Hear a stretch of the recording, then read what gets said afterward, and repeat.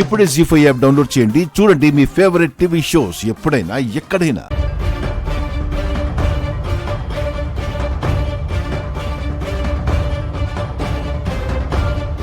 Bye.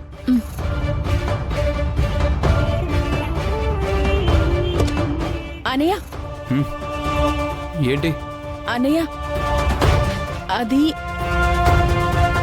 అమ్మ నిన్ను ఏదో అడగాలనుకుంటుంది. అవునా? అడుగమ్మా. మళ్ళీ మధ్యలో పూరి రికమెండేషన్ ఎందుకు? దాన్నే అడగమంటే అడుగుతానని చెప్పి మళ్ళీ నా వైపే వేలు చూపించింది. సరే, ధైర్యం చేసి నేనే అడిగేస్తున్నాను.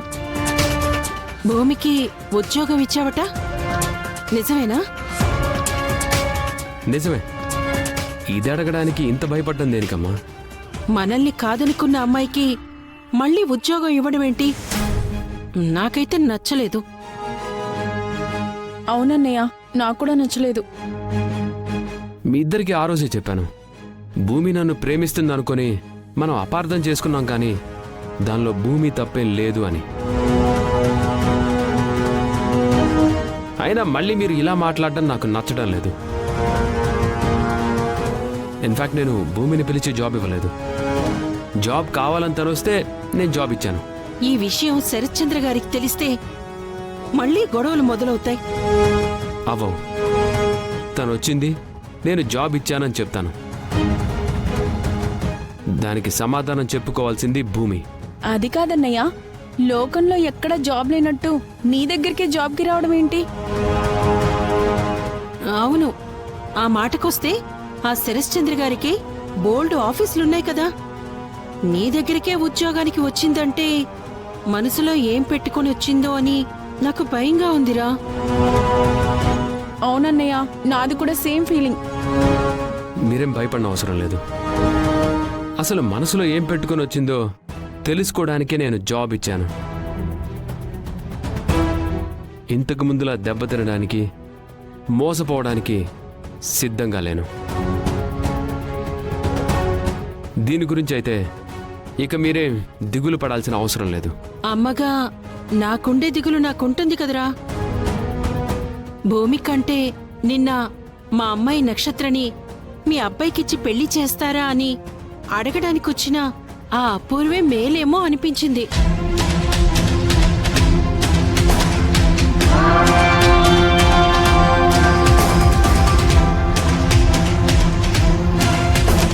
ఏంటి? నిన్న అపూర్వ మన ఇంటికి వచ్చిందా? ఆ అపూర్వ, గోరింటాకు పిన్ని, నక్షత్ర కలిసి ఇంటికి వచ్చారని అమ్మ నాకు చెప్పిందన్నయ్య.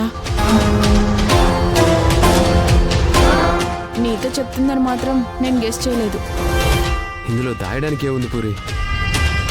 వచ్చిన వాళ్ళకి చెప్పు తీసి కొట్టినట్టు సమాధానం చెప్పి పంపించుంటుంది, అంతే కదమ్మా? చచ్చా, సంబంధం అడగటానికి వచ్చినప్పుడు అంత కఠినంగా ఎలా మాట్లాడతాను నాన్నా?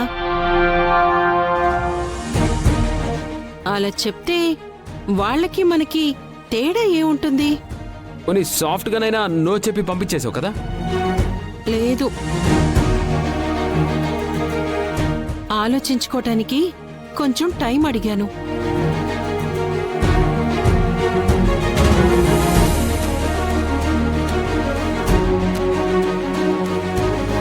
నీ కూతురుతో పెళ్లికి మా అమ్మ ఒప్పుకోదు.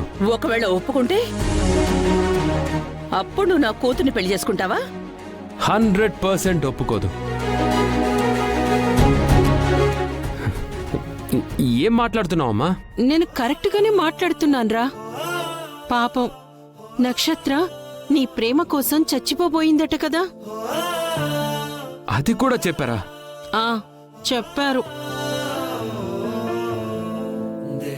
అప్పుడే అనిపించింది, మనల్ని కాదనుకునే వాళ్లకంటే మనకి ప్రాణం పెట్టే వాళ్ల గురించి ఆలోచించటం మెరుగని. అమ్మా, నువ్వేం మాట్లాడుతున్నావో నీకు అర్థమవుతుందా? ఆ నక్షత్రం మన శత్రువు కూతురు. అయితే ఏంటి? పెళ్లి చేసుకొని వెళ్ళి మీ అన్నయ్య ఏమైనా ఆ ఇంట్లో కాపురం పెడతాడా? పిల్లే వచ్చి మీ అన్నయ్యతో కాపురం చెయ్యాల్సిందేగా. చిన్నపిల్లవి చిన్నపిల్లలా ఉండు.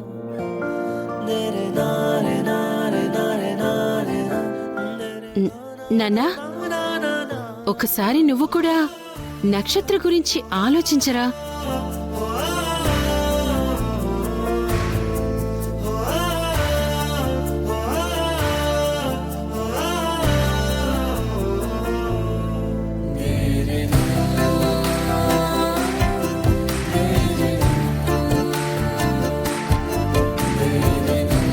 మన పెళ్లికి అత్తయ్య ఒప్పేసుకున్నారు.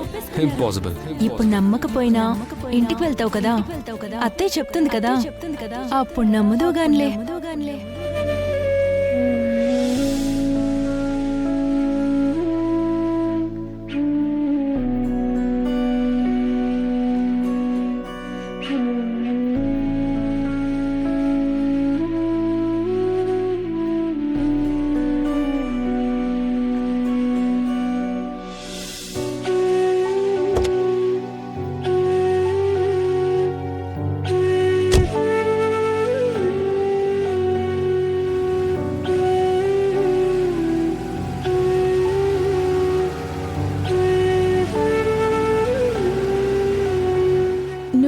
మాట్లాడడం ఇప్పటికీ నాకు షాకింగ్ గానే ఉందమ్మా. నీకు కాదే, ఇది నేను అన్నయ్యకిచ్చిన షాక్. ఆ నక్షత్రిని కోడలిగా చేసుకోవడం నాకేమైనా సరదానా ఏంటి? నాకేం అర్థం కావడం లేదమ్మా. ఇప్పుడు మీ అన్నయ్యని నేనే నక్షత్రని పెళ్లి చేసుకోరా అని అడిగితే మీ అన్నయ్య భూమి గురించి ఆలోచించడం మొదలు పెడతాడు. అలాగే మీ అన్నయ్య నక్షత్రకి దగ్గరవుతున్నాడని భూమికి తెలిస్తే భూమి టెన్షన్తో మీ అన్నయ్యకి దగ్గరవుతుంది. భూమి పండనుకుంటే నక్షత్ర రాయన్నమాట. నక్షత్ర అనే రాయితో కొడితే భూమి మీ అన్నయ్య ఒడిలో పడుతుంది. ఇది నా ఐడియా. ఈ ఐడియా, ఈ డైలాగులు ఇవన్నీ నీవంటే నాకు నమ్మబుద్ధి కావడం లేదమ్మా. దీని వెనక ఎవరో ఉన్నారనిపిస్తుంది. ఎవరుంటారు? ఎవరు లేరు. ఏదో బుక్లో చదివాను. నీకు కాలేజ్కి టైం అవ్వట్లేదు? బయలుదేరు.